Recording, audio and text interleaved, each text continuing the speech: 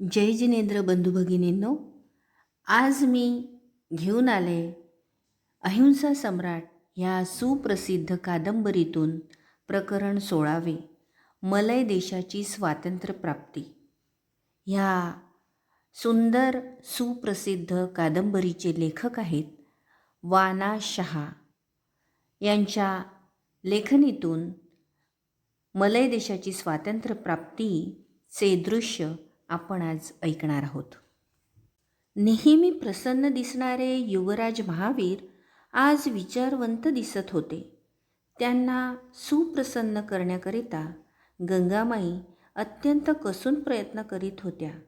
अथांग जलाने भरलेले पात्र जणू शुभ्र रजताचा वितळलेला प्रवाहच वाहून नेत आहे असा भास त्यावेळी होत होता. वायूच्या परम उत्साहक आणि शीतल लहरी युवराजाकडे सोडून त्यांची प्रसन्नता परत आणण्याचा गंगामाई प्रयत्न करीत होत्या, पण त्यांना यश येत नव्हते. असे पाहून स्वर्गातील एक अमृतमय ज्योत आकाशाच्या प्रांगणात दिसू लागली. या स्वर्गस्थ ज्योतीने संपूर्ण कलांनी प्रकाशित होऊन महावीरांची प्रसन्नता परत आणण्याचा प्रयत्न केला. 2 घटिका झाल्या तरी आपणास यश येत नाही असे पाहून रजनीनाथ लज्जेने ढगाच्या पडद्याआड झाला. सर्व सज्जता असताना, आपला युद्धाचा हेतू अहिंसेच्या तत्वावर उभारलेला असताना, लिच्छवी यांच्या मदतीस सबंध मलय देश सुसज्ज असताना, किंबहुना यशाची पूर्ण खात्री असताना, प्रसन्नतेत भर पडावयाची, आनंदाच्या उर्मी यावयाच्या, हृदय थरारून जावयाचे, तथापि महावीर आज विचारांतच मग्न होते. गंगा नदीच्या जलसंचयाजवळ बसून ते विचार करीत होते. उद्या युद्धास तोंड पडणार आणि निष्कारण हजारो लोकांचा संहार होणार. हेतू अहिंसामय, पण घडून येणारे उद्याचे कार्य रक्तपाताचे. हे हेतू आणि कार्य यांची विसंगतता पाहून महावीरांचे मन द्रवीभूत झाले होते. उद्याचे युद्ध टाळता येणार नाही काय? युद्ध न करता, रक्तपात न होता, एकही मनुष्याचा वध न होता मल्लांचे स्वातंत्र्य त्यांना कसे मिळेल? सर्व प्रयत्न हरले आणि शेवटी मलय देश युद्धाला तयार झाला. आता युद्ध आणि रक्तपात याशिवाय अन्य मार्ग काय आहे? उद्या युद्धात पडावे लागेल आणि केवळ अंगराजाच्या दुराग्रहाकरिता आणि साम्राज्य लालसेकरिता, केवळ एका मनुष्याच्या दुर्वर्तनाकरिता दोन्ही पक्षांचे हजारो लोक समरांगणी मरणार. सेनापती हस्तिपाल आणि त्याचे मल्ल सैनिक युद्धात पडले आहेत, ही तर अविचाराची आणि मूर्खपणाची कमाल आहे. परंतु चंपानगरीच्या सैनिकांनी तरी उद्याच्या युद्धात भाग का घ्यावा? कोणतेही संयुक्तिक आणि नैतिक कारण नसताना युद्ध करण्याची वीरश्री तरी त्यांच्यात का उत्पन्न व्हावी? हातावर शीर घेऊन लढण्यास त्यांनी का सज्ज व्हावे? एका दुराग्रही राजाच्या साम्राज्य लालसेकरिता त्याचे हजारो प्रजाजन उद्या पटापट मरतील. परमेश्वराच्या दरबारी उद्याच्या रक्तपाताबद्दल जितका सेनापती हस्तिपाल, तितकाच राजा जितशत्रू जबाबदार होईल. पण युद्ध कसे टाळावे? उद्याचा संहार बंद कसा करावा? हे महावीरांची विचार परंपरा चालूच होती. इतक्यात मला हात द्या, थकून गेलो असा मनुष्याचा आवाज त्यांच्या कानी पडला. महावीर 4 पावले नदीत उतरले आणि पोहत येणाऱ्या एका इसमाला त्यांनी हात दिला. तो श्रमित झाला होता, तथापि श्वास टाकत म्हणाला, पलीकडच्या तीरावरून आम्ही 25 नवजवान नदीतून पोहून येण्याकरिता निघालो. 24 लोक आसपास माझ्यासारखेच थकून भागून येतील. त्यांना वाचवा हो.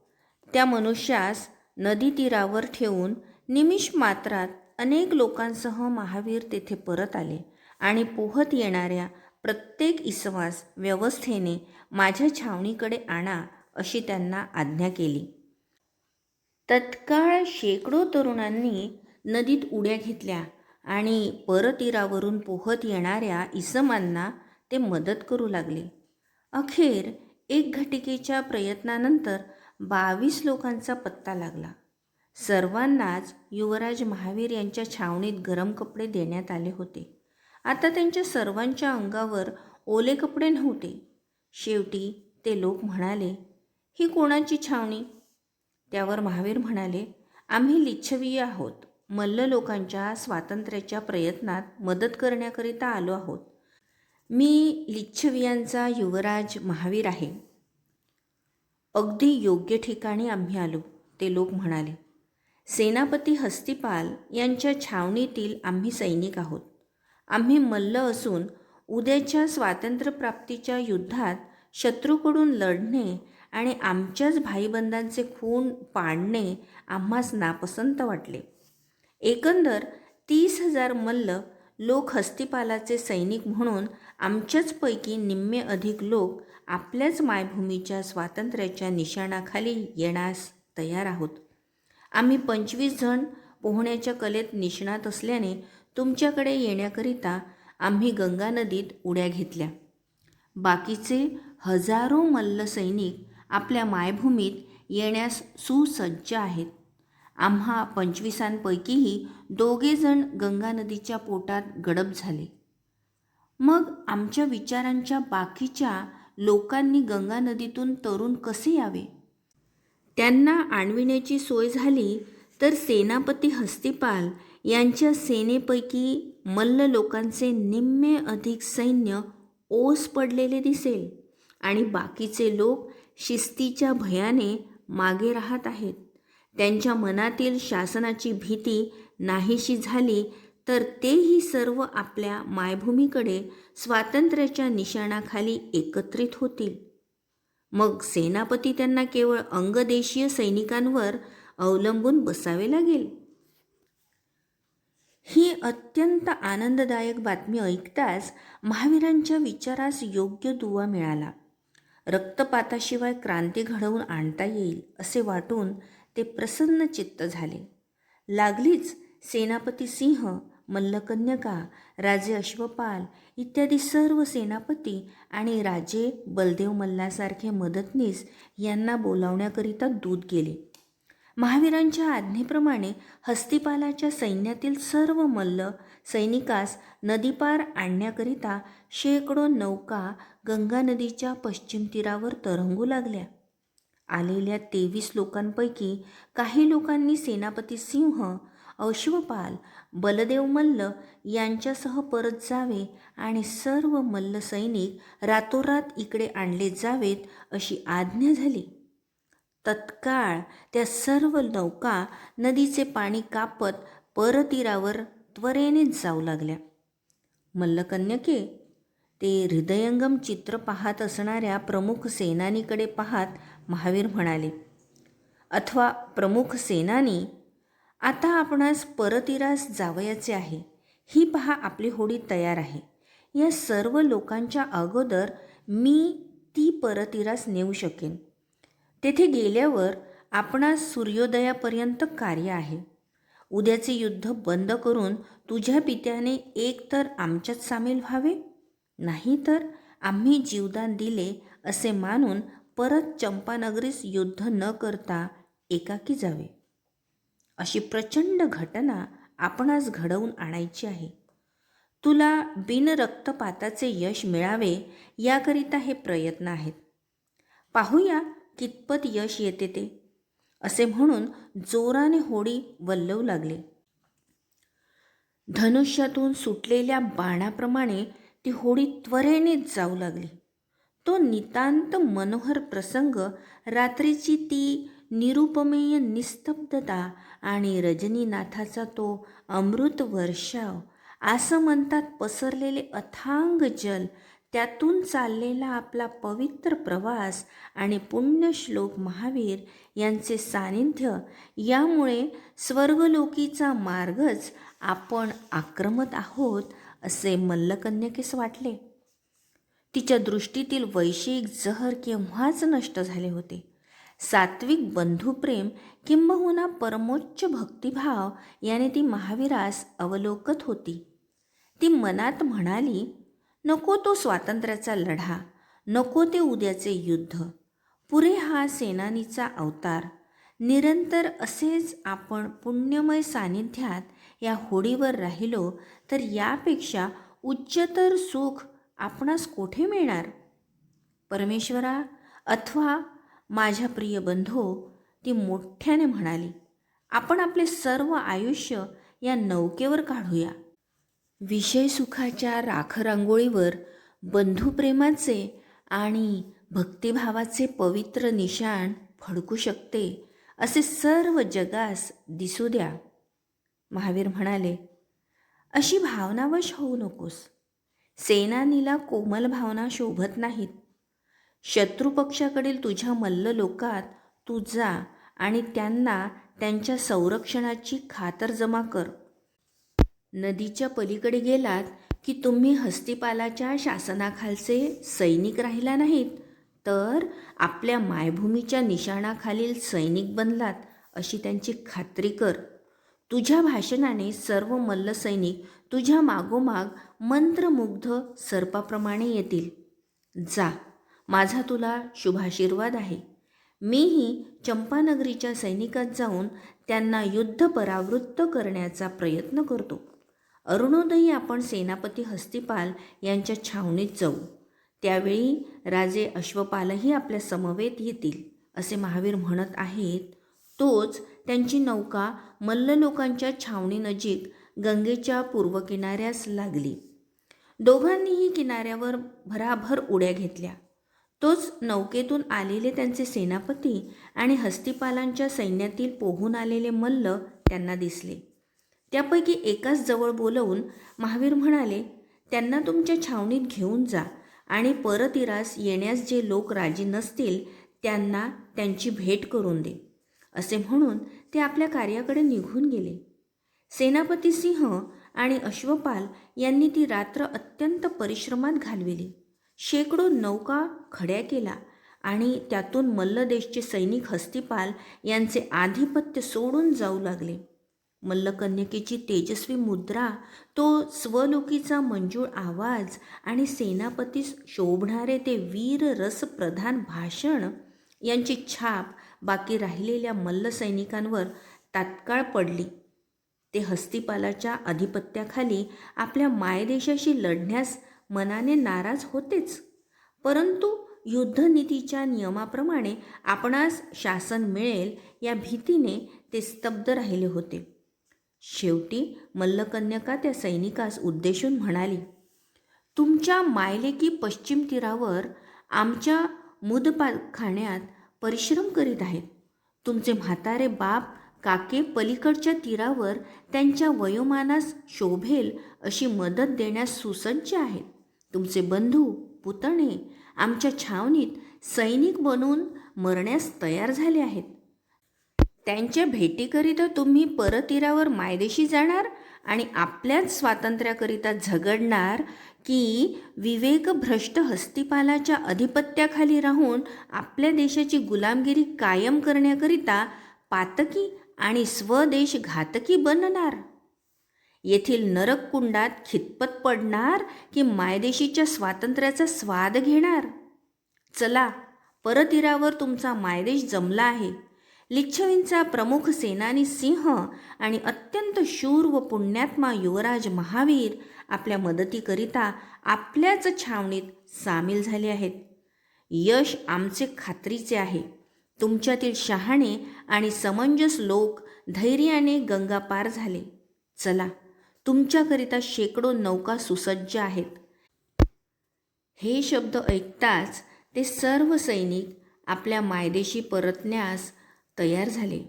त्यांनी मलय देशच्या स्वातंत्र्याचा त्रिकाल जयघोष केला आणि एकूण एक सैनिक अरुणोदयापूर्वीच परतीरावर दाखल झाले. सेनानी मल्लकन्यका हिला नेमून दिलेले कार्य शब्दशः यशस्वी झाले. याबद्दल आनंद मानत ती प्रसन्न चित्ता सेनानी आपल्या पित्याच्या छावणीच्या अनुरोधानेच चालू लागली. युवराज महावीर यांचे स्वीकृत कार्य अत्यंत कठीण होते. त्यांनी चंपानगरीच्या सैनिकात प्रवेश मिळविला.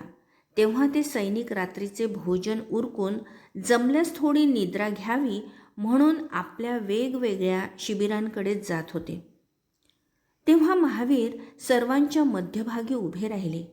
त्यांचे अत्यंत प्रसन्न वदन, नवयौवनपूर्ण सुंदर मुखकमल आणि त्यांच्याभोवती असलेले तेजोवलय पाहून हा आकाशीचा देवदूतच आपणात आला आहे अशी भावना बऱ्याच सैनिकांची झाली.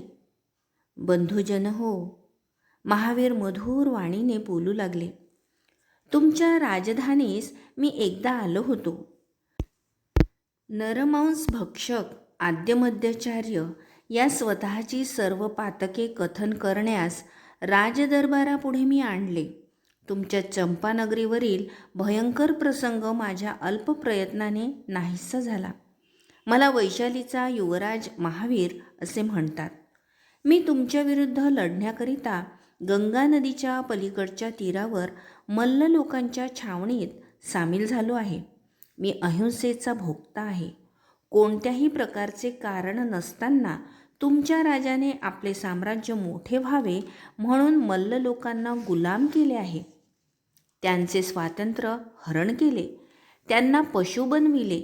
त्या देशात धान्याच्या टंचाईमुळे दुष्काळ आवासून उभा होता.